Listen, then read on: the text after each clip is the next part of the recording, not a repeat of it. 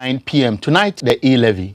At least, the Supreme Court has begun the processes that will bring finality to the act, whether it will stand as a law or it will.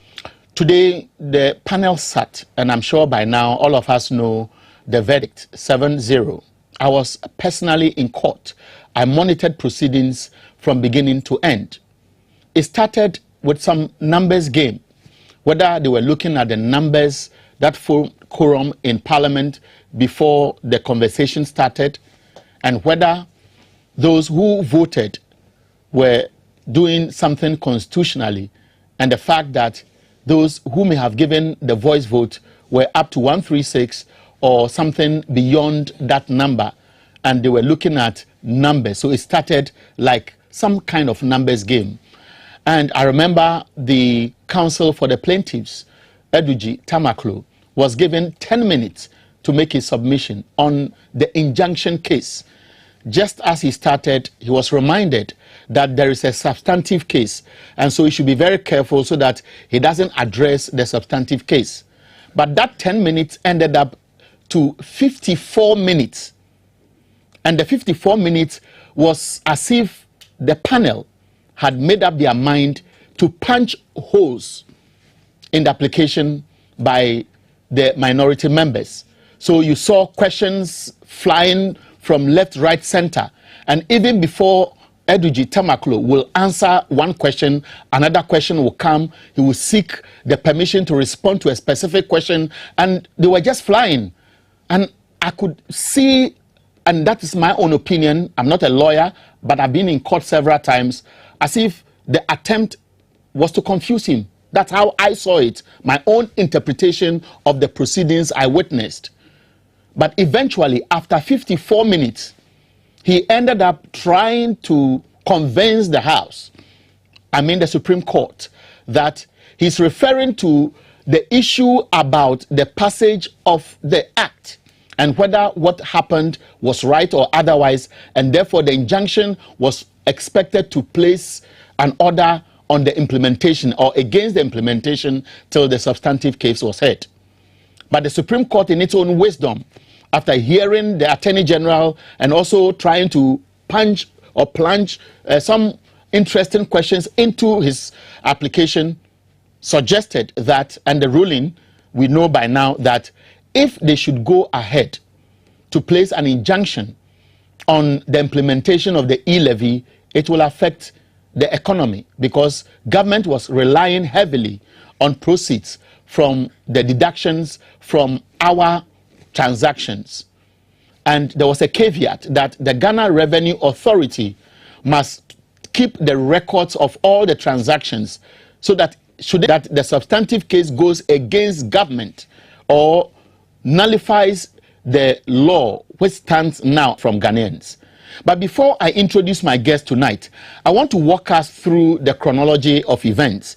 And you realize that on what people refer to as of the president, the majority group in Parliament passed the e-levy. And I'll share this on the screen with you.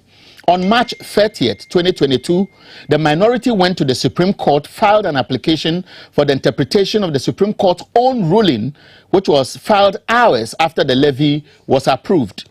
March 31st, the president, Nana Akufo-Addo, reportedly assented to the bill, and we got to know that it was actually something he did before the start of cabinet meeting on that particular day at the Jubilee House. March 31st, 2022, the finance minister gave a hint that the e-levy will kickstart on May 1st. April 9, 2022, the Commissioner General of the Ghana Revenue Authority, Mr. Emishadai Owusu Amwa, served notice that implementation of the e-levy will start on March 1st. On May 1st, I beg your pardon. And then, realizing that the Supreme Court was still silent on acting on the application for interpretation of its own ruling on the voting rights of the deputy speakers of Parliament, which also added quorum and as to how many people can vote in Parliament depending on the size of the House, the minority, and I mean the trio, Minority Leader Haruna Idrisu, Northong MP Samuel Okudzeto Ablakwa, and Mahama Yaraga, the MP for Boku Central, filed an injunction application against the implementation of the e-levy. May 4, 2022, the Supreme Court ruling, and I'm referring to today, dismissed the injunction case and said stopping collection will affect Ghana's economy. That should a substantive case be thrown out, monies government would have lost cannot be recovered, and that GRA can always refund those whose monies were collected. This ruling obviously has been influenced, and that's my opinion, by the delay in the interpretation of the Supreme Court's own ruling. So I end my submission before I introduce my guest with two critical questions. Why the delay? Is interpreting the Supreme Court's own ruling that complicated that the Chief Justice needs more time, or the Supreme Court needs more time to set a date for the commencement of the hearing of the substantive case? That's what I'll leave out, and which will form part of our conversations. When we give you the opportunity to also speak to the issue, we shall hear your concerns. My guest is well known, has earned public respect of late because of his commitment towards holding government accountable. He's a member of parliament for Ningo Pram Pram, and he's a member of parliament's communications committee. He's actually the ranking member and a member of the public accounts committee. He has been very instrumental in exposing the rot associated with the Kelny GVG transactions. He has twice been vindicated recently, one about the NIA registration process, which he said will the deadline issued by the communications minister will not be met. And just some days ago, when he also put his integrity of the line, insisting that from his checks, the Ghana Revenue Authority was not going to be able to fully implement the e-levy. And for many of you who may not know, Sam George is an agricultural engineer from the Kwame Nkrumah University of Science and Technology, where he earned his BSc in engineering. He holds Bachelor of Laws, that's LLB, focused in international law and legal studies from the University of London. Sam George, if you care to know and if you have tracked his political history, and having worked for Ghana as a civil servant, was at the Office of the Head of Civil Service as Assistant Director from 2010 to 2014, and a communications specialist at the Office of the President, in this case John Dramani Mahama, between 2014 and 2016. Sam George will join us tonight by phone. Good evening, Sam, and grateful for your time.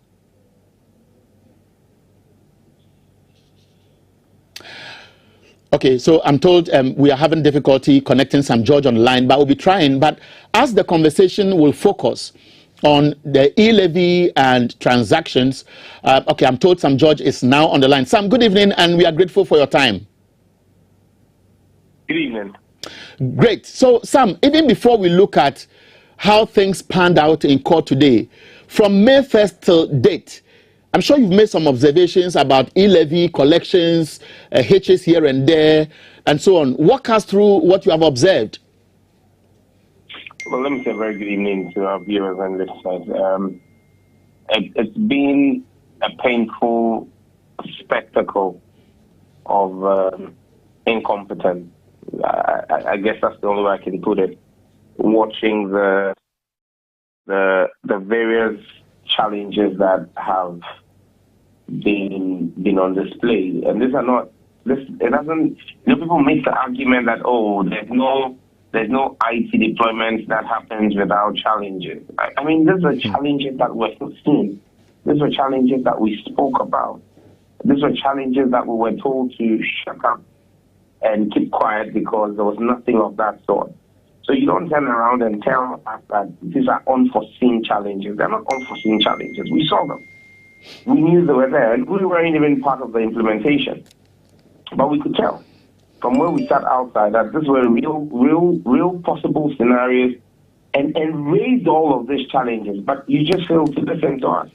I mean, you've seen the issues with regard to the e-levy being charged on fees below 100 or transactions below 100 Ghana cedis, and all the mess that has been occasioned with that, leading to a talk of reversals,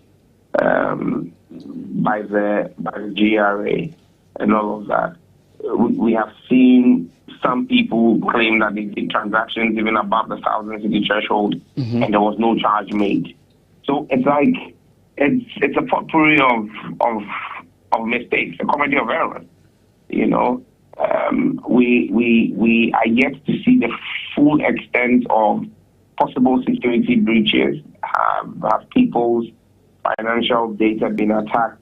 That we won't see much of now because it's largely on net, and the telcos have a very robust system that they run, and so largely it is within the purview of the telcos to get this done. You know, so it's largely been the kinds of implementation. I mean, it started on Sunday, and we spoke about offertories and tithes and all of that. You had a deputy minister of finance who clearly doesn't even understand what the processes are. Go out and call me all sorts of names and everything. But eventually, the telcos themselves, the Chamber of Telecommunications, and don't forget that this is running now on the telcos platforms, not on the government platform.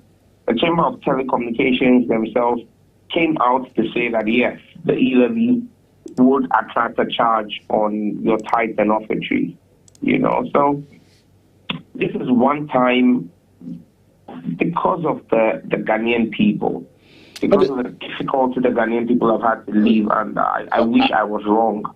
I appreciate I wish I got it wrong, but it appears that I'm unfortunately right again. Okay, I appreciate the concerns you are raising. I'm sure at the latter part of this short conversation we'll have with you, we'll come back to the details, because in the ruling by the Supreme Court today, it said that GRA should keep track of all records on transactions so that in case the substantive case is heard and its own interpretation suggests that the decision by the majority group was wrong or unconstitutional, monies will be refunded, and we'll look at the technicalities or the potential challenges. But today in court, I'm sure you have monitored conversations after the Supreme Court's 7-0, that's unanimous ruling. Did they come to you as a surprise? In all honesty, no. In all honesty, no. And without any prejudice to the substantive case, the writing is on the wall. I mean, anybody who's followed our Supreme Court and is ruling, it looks like we have septuplets who think and reason the same. So it didn't come as a surprise to me, honestly. Okay, so let me walk you through a chronology of events that may have informed the concerns of critics of some of the actions as we have been monitoring on social media in particular. You realize that from the 29th of March, when the majority group passed the e-levy, the president almost immediately assented to it. Just around the same time, the minority group went to the Supreme Court seeking interpretation. It took almost 2 weeks for the minority again to go for the injunction. Within that period, the finance minister and the GRA had given clear indication about the passage of the bill. Then between the 19th and the 4th of May today, which is another 2 weeks, the Supreme Court was virtually not acting within that time frame, either on the substantive case or on the injunction case. But in its own rulings, it is suggesting that if the injunction is granted, it will affect government because the e-levy's implementation has started. Is it a cause for worry? I mean, I did a post where I said that the goddess of justice, or Lady Justice as she's called, which is a symbol for internationally for justice, is a blindfolded woman holding the scales of justice, and under the scales of justice she holds or holds a sword.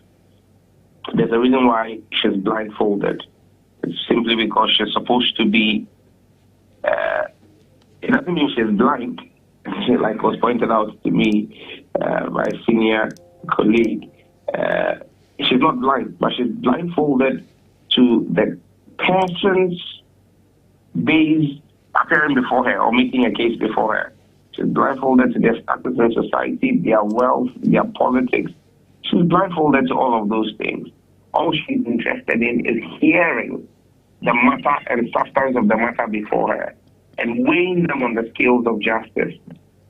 And the sword is below her because after she's heard the case, irrespective of who is right or wrong, on the merit of the case, she defends the justice with a sword.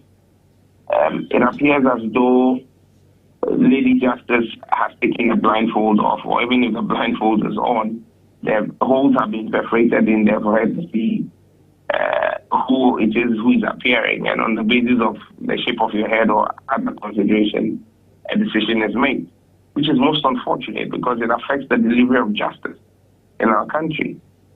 It is worrying for anyone that the court think that what is most injurious to the Ghanaian people will be a ruling that says do not charge, and so revenue to the state is the most injurious concern of the Ghanaian people.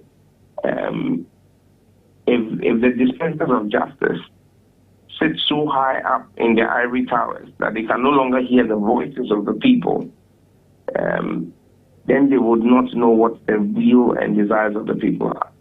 The voices of the people of this country, overwhelming voice of the people of this country, is simple and clear.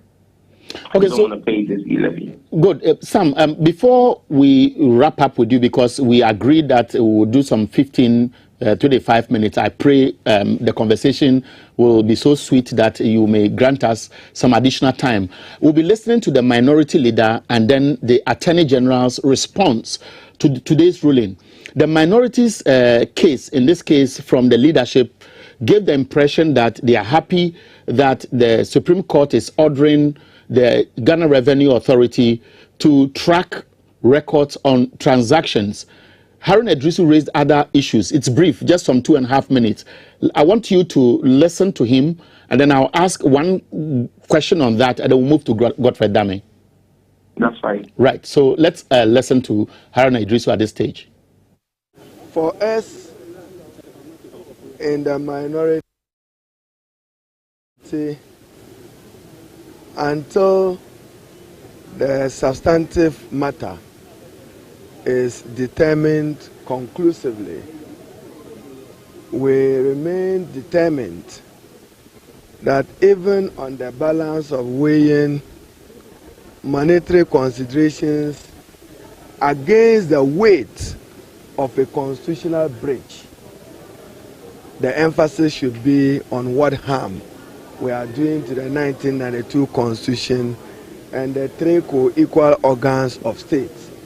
So in the determination of whether some irreparable damage or hardship will be caused, our hardship as we understand it is the disrespect to the Constitution by the action of passage into law of an Act 1075, with numbers below the minimum constitutional threshold of 138 members of parliament.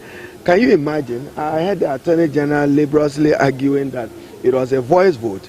So Ebenezer Kum voted with his voice from an ambulance, or he voted with his voice from a clinic to add to the voice vote, and he is insisting that 266 members of parliament participated in the decision and participated in the motion. 266 members of parliament, after the minority of 136 walked out. Certainly, these are matters that the Ghanaian public can judge better. But what is refreshing and heartwarming today is the second part of the ruling, which gives directives to the Ghana Revenue Authority to preserve and keep the money. At least some people will not be in a rush to collateralize it until the substantive matter is determined. For us, we raise this matter because it's of public interest significance, it's of constitutional significance, and we think that we will pursue it to its logical conclusion. So we are very happy with the performance of our lawyers. We only pray that Ghana is not going to have two sets of laws, one that serves and protects the elected elite of a ruling government and ones that serve the political minority of an opposition. Judicial. So that is Haruna Idris. Online is a ranking member on the Communications Committee of Parliament. Sam George is the MP for Ningo Pram Pram. Sam, I'm sure you've listened to the minority leader. Two key things. Maybe government will not be in a rush to collateralize the revenues from e-levy because it has to keep track until the substantive case is heard. And the other one has to do with the position all of you have held as a minority group. Any brief comment before we listen to Godfred Dami? Well, I think that my leader was spot on. However, the irresponsibility of the Akufo-Addo government is one that you should not take for granted or underestimate. It is responsible thinking that makes my leader say that you will not be in a hurry to collateralize it because the court says keep records. An irresponsible government like Akufo-Addo's government will go ahead and collateralize it and tell you that collateralizing it does not mean they are not keeping records. Keeping records does not stop them from collateralizing. And so we have to keep an eye on that ball because this is a government that's desperate, irresponsible, and reckless. And they have shown time and again that they are willing to force the hands and tie the hands of the judiciary with the prejudicial actions that they take. And so don't be surprised to see them still proceed with moves to collateralize the proceeds, because they'll tell you that, well, they're collateralizing it, but they're still keeping the records. You know, because the court said keep records. The court did not say do not spend the money or do not collateralize. But government does not, I understand you properly, but government, in my little understanding of finance, may not unilaterally collateralize, but may have to come to Parliament to seek approval, isn't it? That's why I said we need to still keep our eyes on the ball to ensure that any attempt at collateralization, let's not just assume that the NPP will not still try to do collateralization. We need to keep our eye on the ball. Now, but on the other issue of possibility of paying back monies to people who may have suffered some deductions as a result of the implementation of the e-levy. As communications experts, haven't tracked the activities of the telcos over the years, government revenues and so on. I've seen a post by lawyer Edu Gitamaklo. I was in court today and I witnessed an effort he made to convince the panel that government is on record to have failed in paying back monies, and he made reference to the Attorney General's, the Auditor General's report on 2019 financial, that's the government expenditure. And this is what he wrote on his Facebook wall. He says, today at the Supreme Court, in responding to a question from the justices, I indicated to him that whereas the Revenue Administration Act enjoins GRA to have a tax refund account, there is evidence that the Ministry of Finance misapplied the funds as captured by the 2019 Auditor General's report. And then he goes on to litigate on the argument he made. Now, in your submission, I'll be sharing on the screen the actual pages of the Auditor General's report. One of the Supreme Court judges said that was 2019. If they defaulted in 2019, there is no indication that if government takes the revenues today and the court ruling will go against the e-levy as an act, as a law, they may in 2022 be able to pay or refund the monies. Are there any guarantees based on your observation over the period? And even if it is trackable, I mean, what the telcos and the GRA will be doing?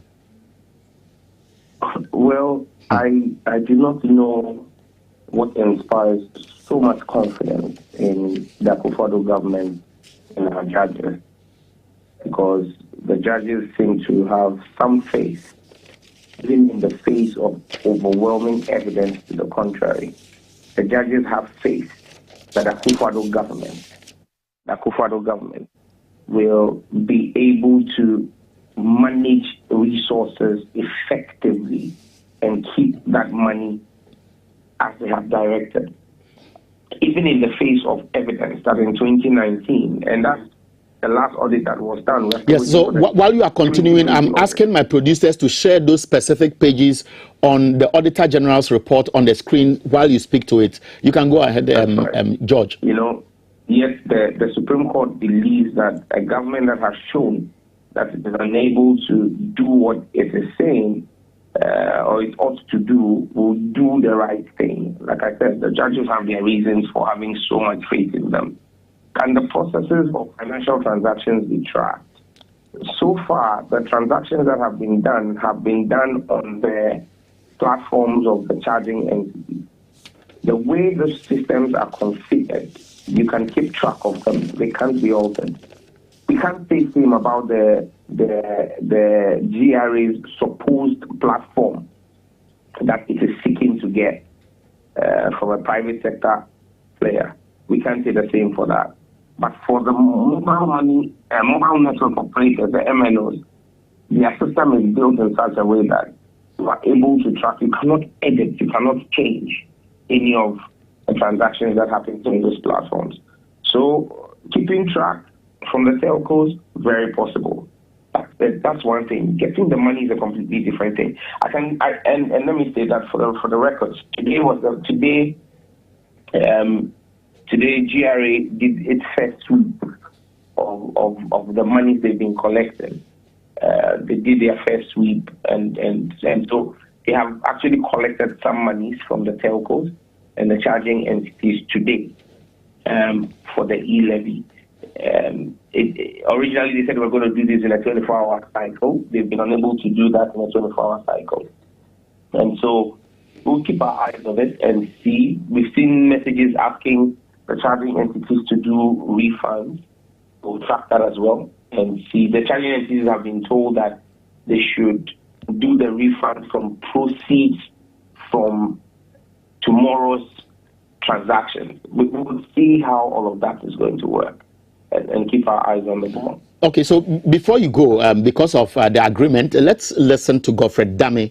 He has also said that they are satisfied with the ruling today, and he has also added a few more words. I want you to listen to him, pass a brief comment, and we'll say goodbye to you for tonight's program. I'm happy that the observations that we made about the application have been affirmed by the court. It's very important to note that the court made the finding that really nothing regular had been demonstrated by the applicant. That insofar as Parliament or proceedings of Parliament the day in question were concerned, everything seemed regular, and we have demonstrated same from the processes that we have had. And I think that is very remarkable to indicate that yes, the applicant at all times bore the duty. He did not go to court with a bundle of speculations and conjecture. I mean, as the court stated in its ruling in reference to one of the claims by the applicant. Yes, we go to court on the basis of firm evidence.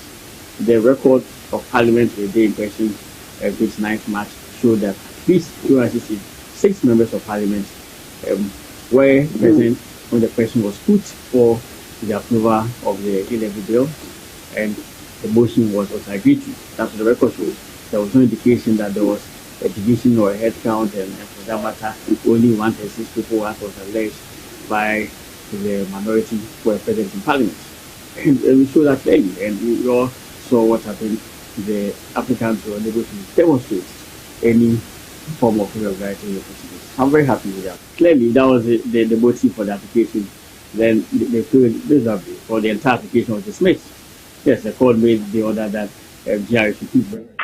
And so that was my schoolmate, Godfred Dame, in his response to the ruling today, apparently repeating his argument on the floor when he spoke to the issue. Sam, any brief comment? He's insisting on the numbers.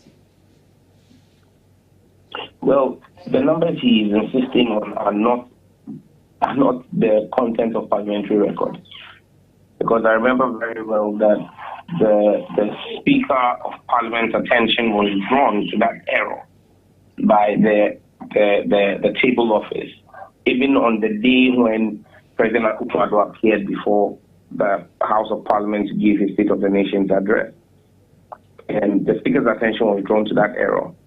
And the Speaker subsequently directed that on the next sitting day we would address it. The next sitting day, Parliament amended his record correctly. So he cannot be using a flawed reportage, which the Speaker of Parliament had directed to be corrected, as basis for his argument. I mean, we'll get into the court, the substantive matter, because it's still before the court. I would not want to prejudice the matter, but for me, the argument of numbers is neither here nor there. The Handbook of Parliament, which is what Parliament approves after it has been looked at and scrutinized by members of the House, is what forms the record of the House, not the what appears on the votes of proceedings. The votes of proceedings is like the minutes of a meeting that has been brought to the next meeting for adoption. Until those minutes are adopted, it is not the record of the minutes. And during the adoption, you realize that changes are made. And it is the final document with the changes that is adopted as the true record of the meeting. So if Godfrey Dami wants to use the votes and proceedings, we would go to court with the handbag. No, so that sounds exciting. In court today, I heard one of the Supreme Court judges raising the possibility of inviting witnesses when the substantive case is being heard. And I am also taking cognizance of the fact that the clerks of Parliament were cautioned about the funny way in which they captured proceedings and numbers, which appear to be what is being used by the government in its submission on the floor on the case versus the three on the injunction case. Going forward, do you anticipate some interesting proceedings? I would not want to take the wind out of the sails of the case. Okay, and then my last question. How the judges are going to decide upon all right. the case. So my last question. My last question.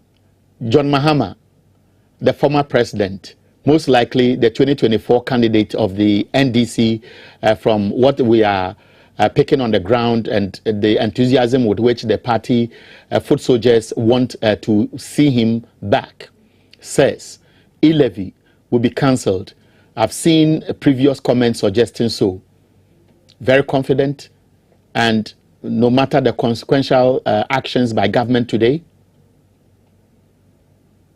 Well, for me, I think it was a bold statement by President Mahama to say that we would abolish e-levy as soon as he comes into office. He made that statement, and before he made that statement, he pointed out the fact that the NDC is not opposed to taxation. All we believe in is equitable taxation and the right format for taxation. And so we are not opposed to a digital tax of some sort that will not inhibit or kill the industry, but that will go as a taxation on the profits that are made by entities that run on the digital space. But for persons who drive the digital space, like myself and yourself, who use Momo, taxing us is wrong. I believe and I'm confident that that tax will be abolished as soon as President Mahama is sworn into office, God willing, on the 7th of January 2025. And it will be to the relief of the Ghanaian people and to the glory of God. Sam Jata George, MP for Ningo Pram Pram, and one of the vibrant NDC members of Parliament who recently have earned public interest, and people are following you because of a lot of actions. I know there's another one pending out. I don't want to worry you, but we are so grateful for your generosity, because we agreed on some limited time, but the conversation has been very rich, very insightful, and God bless you. Enjoy your night. Thank you so much, Eric, and my regards to all our listeners. Thank you. We are grateful. We'll be taking a short break. This break will walk us into the reasons the Supreme Court gave for its ruling today and the orders to the GRA. And of course, for many of you who may have forgotten the actual reliefs sought by the minority in Parliament, asking the Supreme Court for interpretation of its own ruling on the case on the voting rights of deputy speakers of Parliament, which the Supreme Court, by extension, added by giving some interpretation to quorum and who can vote and otherwise. Just read along and enjoy this African rhythm.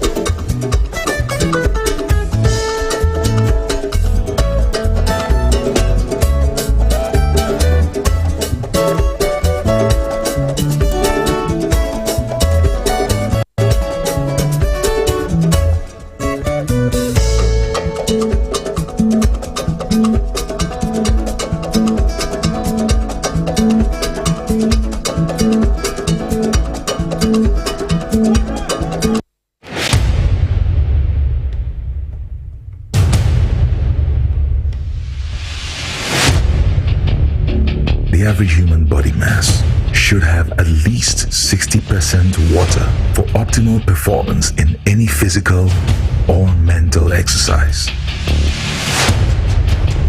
We can help you maintain it naturally.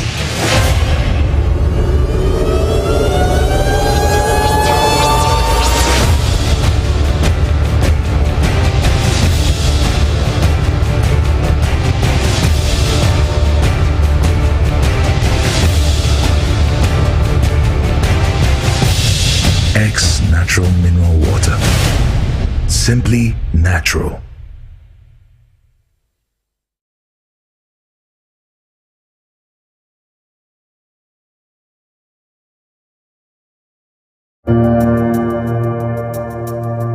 Welcome to the Royal Dazzle Event Center.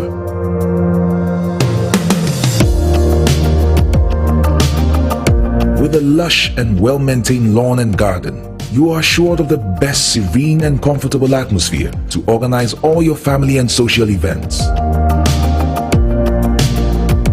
Live the royal moments here with friends and family. The hosting capacity of 600 to 800 people makes Royal Dazzle the most versatile of places to host weddings, parties, funerals, conferences, concerts, and many more. Create your memories with us. Call us for inquiries on 055-814-8585 or 024-620-2144, or pass by and speak to any of our friendly staff. Locate us at Myjohn, close to Zoom Lion headquarters. Royal Dazzle Event Center, creating memories.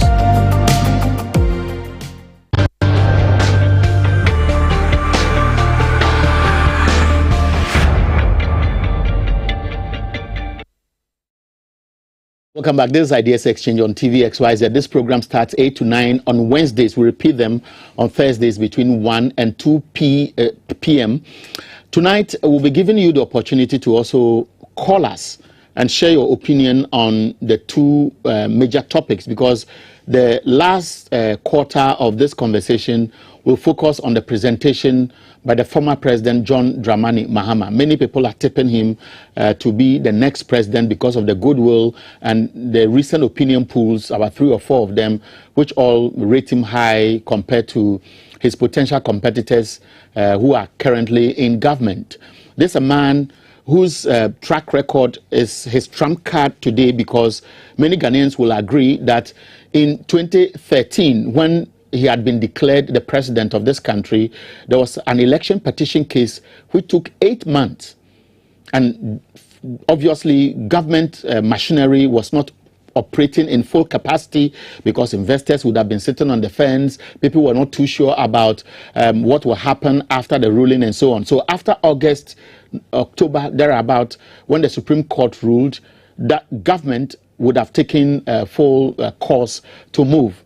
Then unfortunately or fortunately, on his work as president of this country, we all know of Dumso. Many people say we should blame him for Dumso, but the reality is that the Akosombo Dam was dry. I don't think he drank the water in the Akosombo Dam, but he made a pledge that he will fix it. And Dumso, if you talk to any economist, will tell you that the impact on the economy because of Dumso was as equal as, I would say, today's COVID-19, because almost all businesses, when the Dumso reached its peak, were almost grinding or must have been ground to a halt. Revenue would have been low, people would have lost their jobs, the anger in the system, everything turned around him.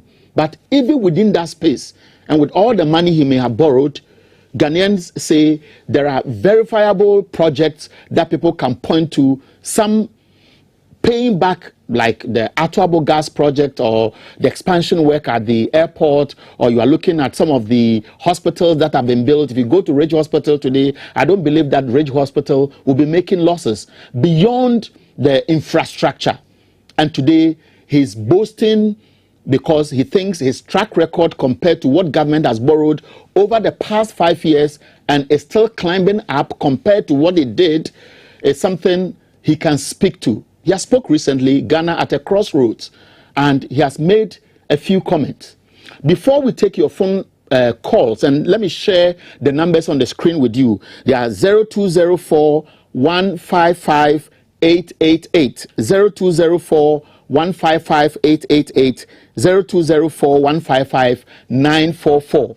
I want to listen to John Mahama today, taking on Dr. Mahama Dubaumia, who 4 years ago, 5 years ago, was also almost strangulating John Mahama. Listen to JM.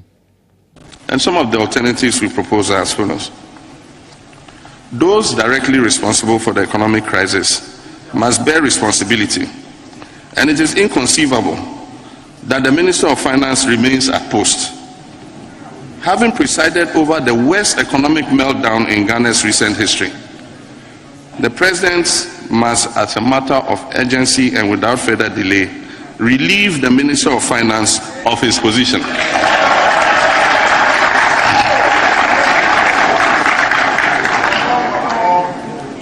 And appoint someone who is focused on national rather than self-interest and who has the requisite skill, experience, and knowledge of public financial management in his stead.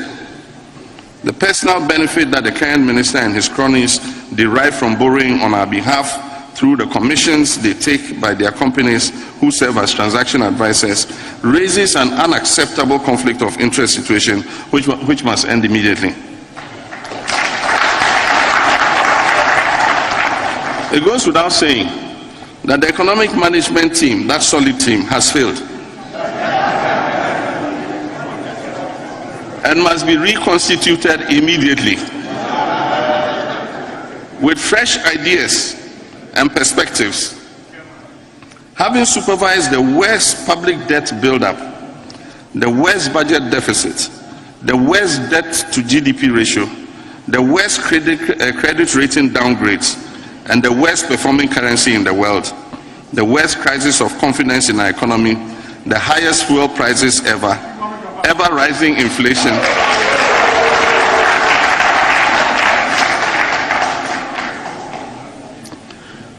the worst ever rising inflation, unprecedented hardships, etc. The current head of the economic management team has clearly fallen from his ivory tower as a self-styled economic messiah to a poster boy.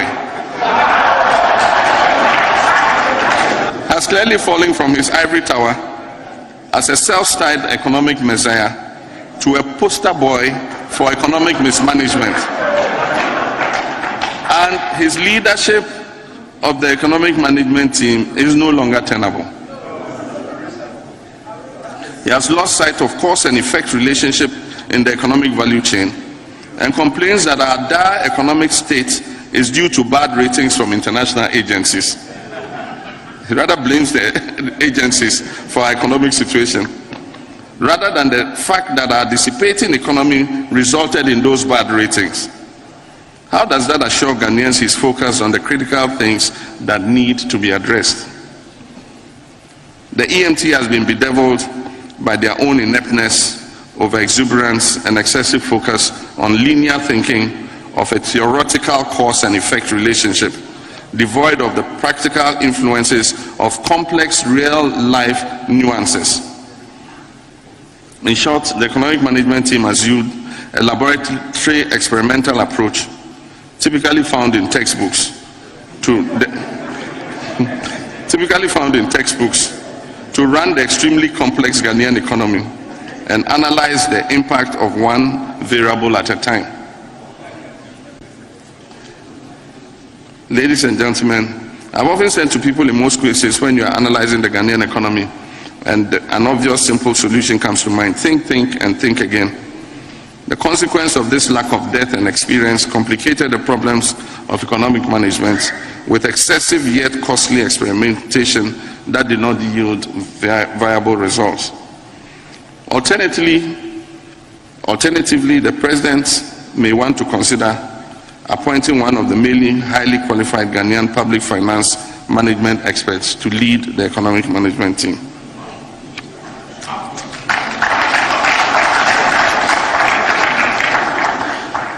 The third one, the President must, as a matter of urgency, reshuffle his cabinet.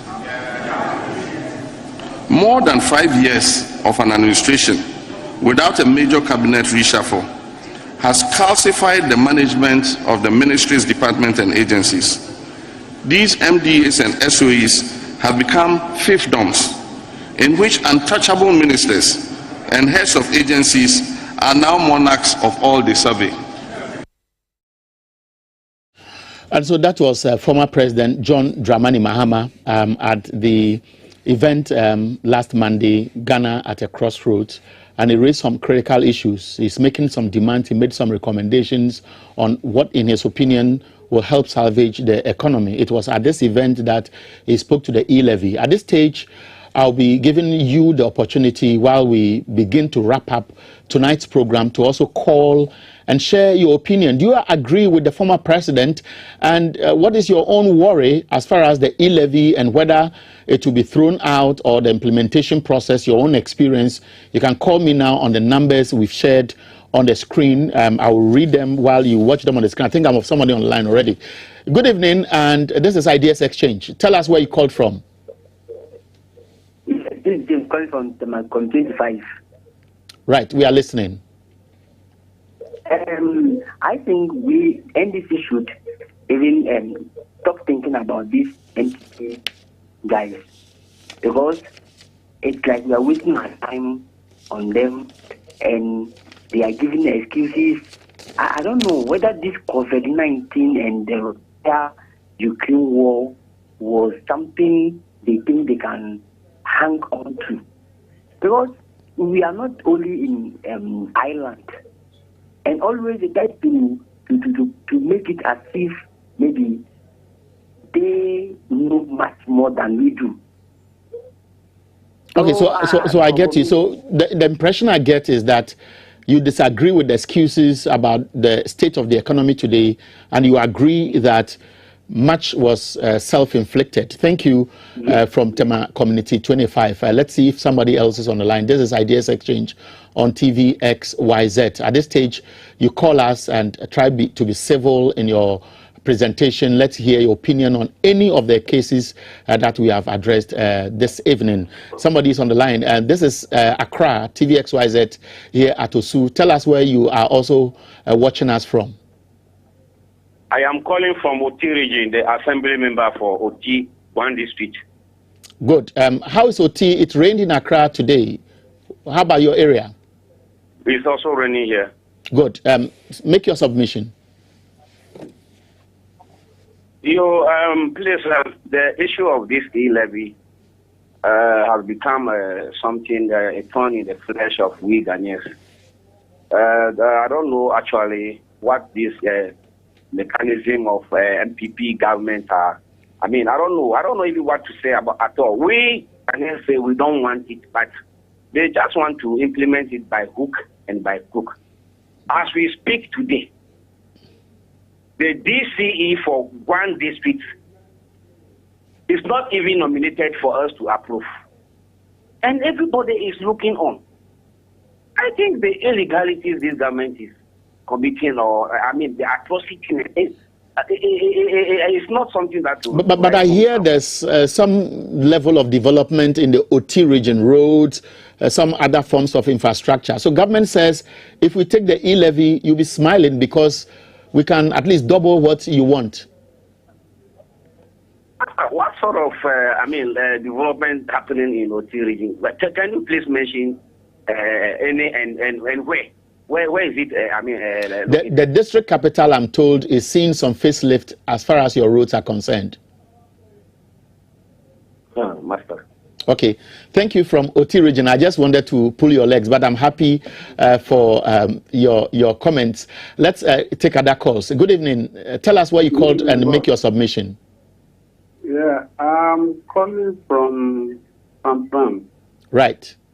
You see, in Ghana, we are somebody who Ghanaians like life. This current government, full of arrogance. Do you listen to their press conference today? Yes, in a nutshell, they are saying the state of the economy today is such that it is only MPP that can fix it. Mahama cannot be trusted. He has no track record and so on. That's their position. They talk Ghanaians now. They have those times where you can come to the platform and lie. These are the things they talk. This is how the Ghanaians are thinking now. Now you can be in your village and take your mobile phone. I'm just watching you Facebook. First time I cannot watch you Facebook. Do you understand? I'm watching Facebook. I'm not watching the TV. I'm watching Facebook. You can be in the village and see what is happening in the world. They are in those politics. You see, Master, when you came to the market, real hardship is there. And then you come and add the e-levy. Somebody is telling you, change your finance minister. You are coming to do the press conference and say, Mahama cannot be, NDC cannot be trusted and whatever. They're full of arrogance. I don't think NDC, the NDC shouldn't give them any advice. You see, I'm happy the e-levy has come. I am against it, but Ghanaians, they are ready for it. You see some of Ghanaians, they say we don't like to pay tax and all that. Now we are in.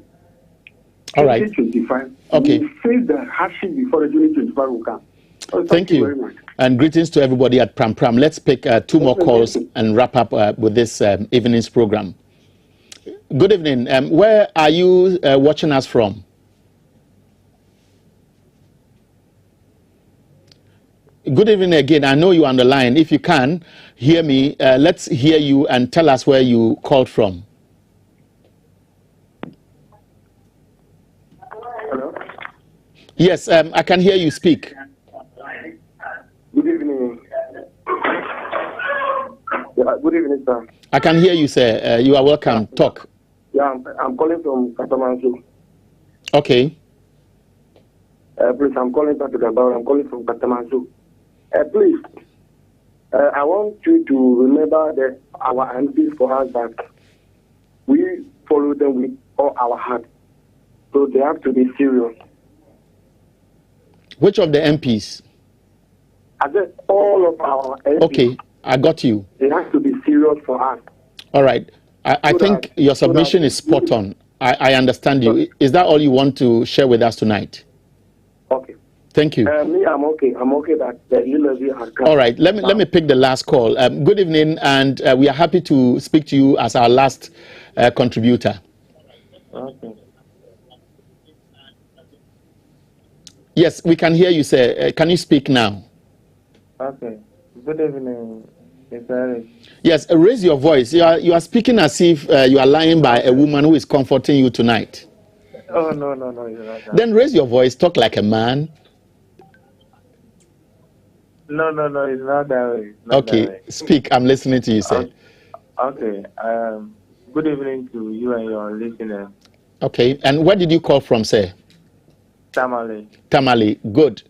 Make your point. Snappy. Yeah.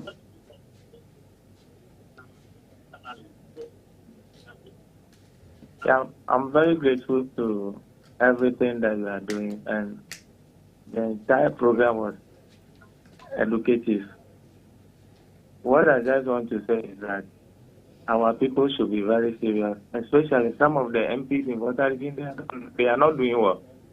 They should keep on doing well so that we'll see the good work that John has done. He has done a lot in voter, but they have not shown anything. All right. These people can go to Collateralization and say unnecessary things. Concerning Baumia, God is watching him. For his life will follow him. Thank you. Thank you. And that's how we wrap up tonight's edition of Ideas Exchange. As we speak, unless I am educated or I'm informed, we are still waiting to hear when the Supreme Court will announce the beginning of the hearing of the substantive case. And nobody knows whether it will take 1 day or 2 months or 6 months or 5 years and so on, because I am still struggling to find out how difficult is it for a Supreme Court to interpret its own ruling to the extent that an application filed more than a month ago, we still don't know when it wants to start hearing. Yet the injunction case says that because the levy the implementation has started, if we injunct, it will affect government's revenue. I'll leave it here. Think about it. We'll repeat this tomorrow between 1 and 2 p.m. Thanks to the production team, Kojo to Abuaje. I always struggle to remember the names of the cameramen who are so much heartwarming to work with. I'm sure subsequently you get to know them when we roll their credits on the screen. My name is Erica Yanyo. Good night.